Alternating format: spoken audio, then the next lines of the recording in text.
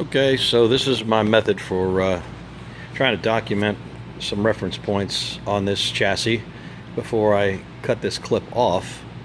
And what I've done here is I've taken these two pieces of 2x3 tubing and I've welded some flanges to them so I could clamp them to the pinch welds on either side, a set distance, one in the beginning of the frame rail and one about I don't know, about 60 inches back, 64 inches back. It's arbitrary. As long as you can get it as far back as you can get it, you'll get a straighter line down the center. Now, underneath the car, as you can see, taking some mason's line, got a little hook at the center mark, and then the tubing is notched on the bottom to keep it centered so it doesn't slip from side to side. And then it runs past the tube in the front, which has a mark that's just a indicator mark. There's no notch there to catch it.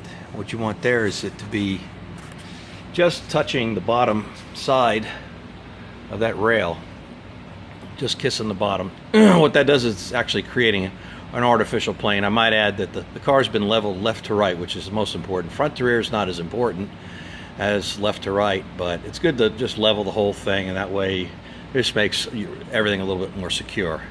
So it's been leveled across here on both the front and the rear, and when you extend the line out, and I've got this body stand that I use. It's got a little adjuster. I can adjust this up and down, and it pulls the string tight across that mark. And again, it's just kissing the bottom. You don't want it to actually touch the rail. You want it to be just free of the bottom. The reason is what you'll see in a second. Anyway, I'll get to that. I'm getting ahead of myself here. But as you can see from here, if you sight straight down here, there's the center of the radiator support, and also this little vertical plumb bob line now that's hovering over the string there. You're able to measure from the string to the frame rail just as a reference to see if it's symmetrical, because sometimes cars have different arrangements, and this one happens to be symmetrical. It's 15 and 9/16 from the center line out on both sides. So that tells me what my frame rail spread should be when I'm done attaching it to that car over there, should anything get loose on me.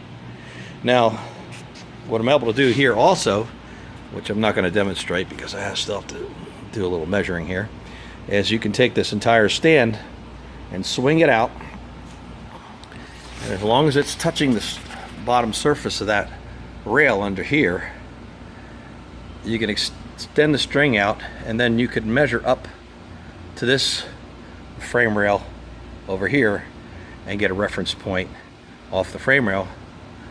So then you can go over to the other car and make sure that they're not pitching downwards or pitching upwards, which could screw up your attachment points to your fenders and everything else. And that way you can get a uniform height on both of your frame rails, left and right.